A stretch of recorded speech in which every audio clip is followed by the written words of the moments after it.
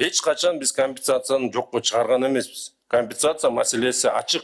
Бирок мамлекет дагы өзүнүн белгиленген укуктарынын милдеттеменин алкагында биринчи ирет жүргүзө турган иштерди жүргүзүп атабыз. Биз ошол жакта мыйзамсыз убагында алып калган же болбосо муниципалдык жерге чыгып кеткен нерселерди аныктап, азыр түшүндүрмөлөрдү берип атабыз. Анан компенсацияга дагы убакыты жетет. Бирок баарыңар билесиңер, компенсация жеткенде эле жанакы спекуляция башталат.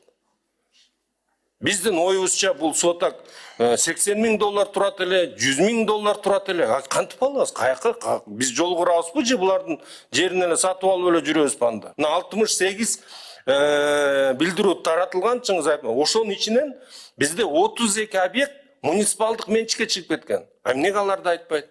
Ооба 36 бар. Жанакында Кызыл китеп убагында алган, бирок Союз учурунда 40-50 жылдарды эстеп атат, бирок анда деген жеке менчик деген болгон эмес. Мына 99-жылы кирип атпайбы? Жаңы жер кодекси киргенден баштап жеке менчик деген маселе жаралганда.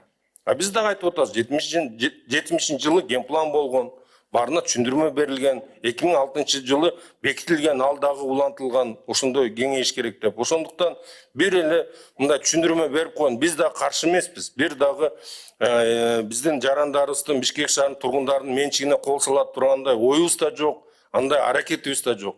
Компания эч кандай жок. Эгер муниципалдык биздин шаардын кызыкчылыгына туура келе турган болсо, ошондой иштерге барып атабыз. Бул жолду кеңейтип атканда, бизде социалдык мекемелерди куруп атканда, мамлекеттик мекемелерди куруп атканда ушундай иш чараларга барып атабыз. А мындай түздөн түз бар буза турганда оюбуз жок.